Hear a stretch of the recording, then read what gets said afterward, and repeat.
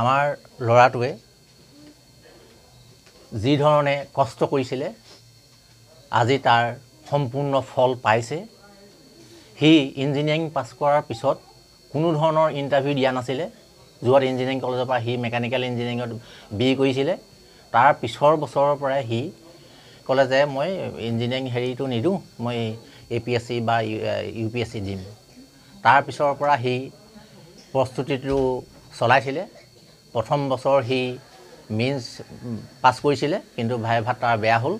আৰু কিন্তু এই দ্বিতীয় বছৰ সি সুখ্যাতিয়ে উত্তীৰ্ণ হ'ল। গতিকে তাৰ কাৰণে মই যথেষ্ট সুখ অনুভৱ কৰিছোঁ। আৰু মই এইটোৱে ভাবোঁ যে কষ্ট কৰিলে মানে ফলটো তাৰ ওলাবই।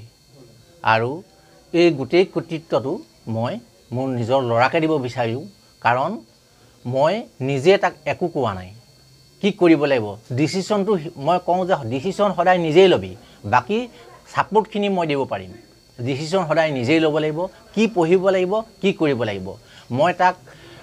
মই বাৰে বাৰে কৈছিলোঁ যে ইমান ইণ্টাৰভিউ হেৰি ওলাই আছে, গতিকে গ্ৰেড 3 পৰীক্ষা দিব লাগে, গ্ৰেড 2 পৰীক্ষা দিব লাগে।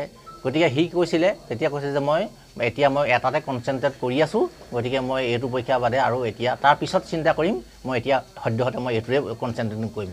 আৰু সঁচাকৈ সি যি ধৰণে কথা কৈছিলে আৰু সেইটো তাৰ সম্পূৰ্ণ ফলটো আজি দেখুৱালে আৰু আমাৰ এই অঞ্চলটোলৈ গৌৰৱ কঢ়িয়াই আনিলে। আৰু মোৰ ছোৱালীজনীও তাইও যাতে তাৰ নিচিনা হৈ মনত কনফিডেন্টটো ৰাখি পেলানি ভৱিষ্যত জীৱনটো তাই পঢ়া জীৱনটোত আগবঢ়াই দিব বুলি মই এই অপাহতে মই আশা কৰিছোঁ। তাত মই এটেম্প নকৰোঁ, মই এটাতেই মানে হেৰি কৰিম। গতিকে প্ৰথমবাৰ সি অকৃতকাৰ্য হৈছিলে, মেইনছ পাছ কৰিছিলে, কিন্তু ভাইভাত তাৰ বেয়া হ'ল। এইবাৰো ভাইভা দি আহিছোঁ। তৰফৰ পৰা সম্পাদক মহোদয় এয়া তেখেতলোকক সম্বৰ্ধনা জনাইছে।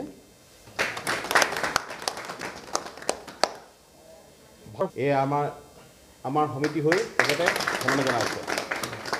সদৌ অসম মহিলা সমিতিৰ সম্পাদক আমি আগবাঢ়িব বিচাৰিছোঁ।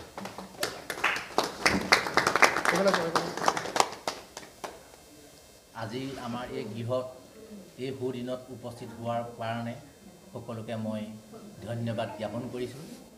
গোটেই কৃতিত্বটো মই মোৰ নিজৰ ল'ৰাকে মই দিছোঁ বুলি ভাবিছোঁ। বহুত চিনচিয়াৰ আছিলে সি, আৰু প্ৰত্যেকটো যি কাম কৰে আৰু খুব মানে চিনচিয়াৰিটি হিচাপে কৰে। আজিলৈকে চাইছোঁ। আৰু লগতে মোৰ ককাইদেউ দুজন আৰু বৌ দুগৰাকীকো ইয়াৰ সম্পূৰ্ণ কৃতিত্ব দিব বিচাৰিছোঁ।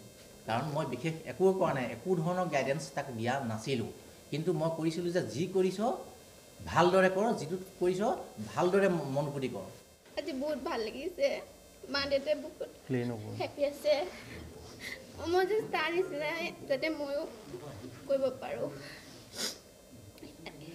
আমাৰ আশীষ থাকিল আৰু এদিন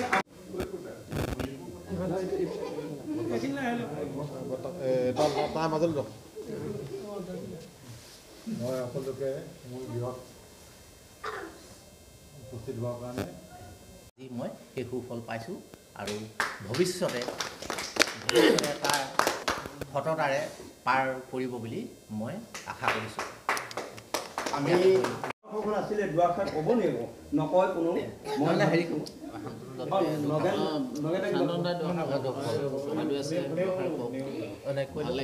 ভণ্টি তাই মানে আমি এখন আমাৰ অনুষ্ঠানটিৰ তৰফৰ পৰা মানে তেখেতক আদৰণি জনাব বিচাৰিছোঁ। আৰু এই আদৰণি ভাগ জনাবৰ বাবে আমাৰ বৃহত্তৰ নামটিপোল সামাজিক আৰু সাংস্কৃতিক বিকাশী সভাপতি এজন কিন্তু আমাৰ ঘৰৰে, তেখেতক আমি নিদিওঁ। সফলতা আজৰি আনিছে আৰু এই সফলতাৰ কাৰণে আমি সকলোৱে গৌৰৱ কৰা উচিত। সকলোৱে এটা হাত চাপৰি লগাওক আৰু ইমান এটা ধুনীয়া এটা অনুষ্ঠান আৰু এই যে সফলতা, এই সফলতাৰ কাৰণে সি আচলতে অধ্যক্ষতা কৰিছিলে। আৰু দেউতা দিলীপ দাৰ মিছেছ গীতালী, বীৰেন দা, এই সকলোৰে কাৰণেহে আচলতে ঘৰখনে এটা বেলেগ ধৰণৰ নামটিপোলৰ কমাৰচুক দিবল গাঁৱৰ সমগ্ৰ নামটিপোলবাসীলৈ যি গৌৰৱ কঢ়িয়াই আনিছে, যাচিছোঁ আশীষ অফুৰন্ত।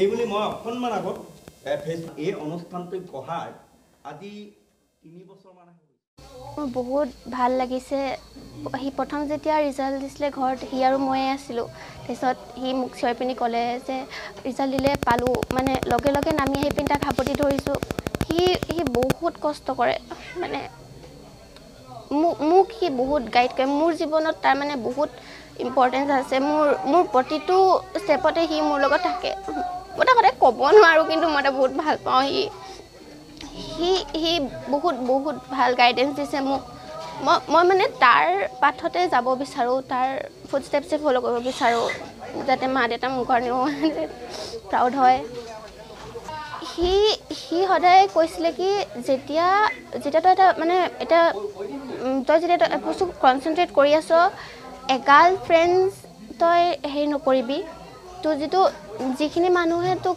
বুজি পাব তোৰ যেতিয়া ভাল ৰিজাল্ট হ'ব তেতিয়াও তেহেঁতি আহিব মানে টাইম বচাবি যিটো টাইমত কনচেনট্ৰেট কৰি আছ পঢ়াত কনচেনট্ৰেট কৰি আছ এগাল মানুহৰ লগত কিবা নকৰিবি মিনিমেল কণ্টেক্ট ৰাখিবি আৰু অকল ঘৰৰ মানুহ ৰাখিবি আৰু ফ'কাছ কৰিবি সি সদায় তেনেকেই কয় আৰু সি বহুত কষ্ট কৰিছিলে এনেকাৰণে মই HS পাছ কৰিলোঁ এবাৰ ড্ৰপ ইয়েৰ লৈছোঁ মেডিকেলৰ কাৰণে হয় মোৰ নাম শ্ৰী ৰণদীপ গগৈ মই এইবাৰ যিটো ৰিজাল্ট দিলে আজি মই APS ৰেংক 19 পাইছোঁ আৰু মই যোৱাবাৰো দিছিলোঁ আৰু মই প্ৰিপেৰেশ্যন 2021 চনৰ মই গ্ৰেজুৱেশ্যনৰ পাছৰ পৰা কৰি আছিলোঁ হয় 2021 চনৰ পিছৰ পৰা মই বেলেগ একো কৰা নাছিলোঁ 21 পৰা বৰ্তমানলৈকে মই চিভিল ছাৰ্ভিচৰ কাৰণে প্ৰিপেৰেশ্যন কৰি আছিলোঁ আৰু ঘৰতে মই প্ৰথমতে দিল্লীলৈ গৈছিলোঁ তাৰপিছত দিল্লীৰ পৰা আহি মই নিজৰ ঘৰতে থাকি প্ৰিপেৰেশ্যন কৰিছিলোঁ হয় বৰ্তমান আমাৰ যি চৰকাৰে যি ৰেগুলাৰকৈ আমাৰ যিটো APSC পৰীক্ষাটো পাতিব লৈছে এটা খুব ভাল পদক্ষেপ আৰু এইখিনি বৰ্তমান আমাৰ যেনেকৈ আমি প্ৰিপেৰেশ্যন কৰিব লাগে আৰু কৰিলে হয়তো চিয়'ৰ ছাকচেছটো পাম আমি হয় বৰ্তমান আমাৰ বিভিন্নজনে ভাল কাম কৰি আছে ময়ো তেওঁলোকৰ লগতে কাম কৰিব চেষ্টা কৰিম ভালকৈ আচলতে ক'ব গ'লে মই ক্লাছ 8ৰ পৰাই মই প্ৰথম সেয়াটো গম পাইছিলোঁ আমাৰ স্কুলত মানে এদিন APS সংযুক্তা পৰাশৰ মেম আহিছিলে তেওঁক দেখিয়ে মানে এটা ভাবিছিলোঁ এদিন এনেকুৱা হ'ব লাগিব বা মানে চিভিল ছাৰ্ভিচত আহিম বুলি ভাবিছিলোঁ তাৰপিছৰ পৰা মই ইঞ্জিনিয়াৰিং কৰিলোঁ JEC পৰা আৰু তাৰপিছৰ পৰা মই ভাবিছিলোঁ একো নকৰি বৰ্তমান ট্ৰাই কৰোঁ APSCৰ কাৰণে ডেইলি 7 to 8 আৱাৰ্ছ মানে কৰিছিলোঁ হয় আনন্দৰ চকুলো আচলতে মানে দেউতাহঁতৰ যি মোক দেউতাহঁতে একো নকৈছিলে মোক যে এইটোৱে কৰ সেইটোৱে কৰ মই চব নিজৰ মতেই কৰিছিলোঁ আৰু তেওঁলোকে মাজতে মোক সহায় কৰিছিলে সেইটো কথা ভাল লাগিছে হয় মানে যিটো ফিল্ডতে নহওক হয় APSC হওক বা বেলেগ নিজৰ কামটো কৰিব লাগিব আৰু কামটো কৰিলে হয় নিশ্চয় কোনোবা এটা সময়ত সফল হ'ব